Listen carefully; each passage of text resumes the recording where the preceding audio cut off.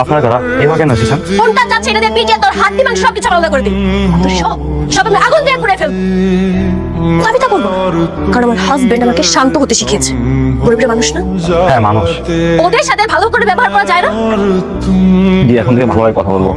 তোকে আমি ওয়ার্নিং দিয়ে দিলাম, নেক্সট টাইম যদি কখনো দেখছি তুই গরিব বা সাধারণ মানুষের সাথে এভাবে আচরণ করেছিস, ওই দিন তোর শেষ দিন।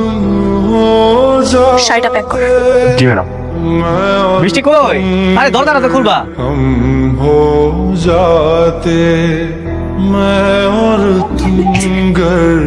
আমার কেমন লাগতেছে? আরে এই শাড়িটা ওই দোকানের শাড়ি না? হ্যাঁ সুন্দর না? তোমার তো অনেক সুন্দর লাগতেছে, কিন্তু কই পেলা তুমি এটা? আমি তো এটা গুলিস্তান থেকে নিছি, পুরো একই রকম দেখতে না? দেখো ও খুব সুন্দর লাগতেছে। কয় টাকা নিছি? 500 500। হ্যাঁ হ্যাঁ দেখছো, আর এই শাড়িটার শোরুমে 15,000 টাকা দাম দিয়ে রাখছে।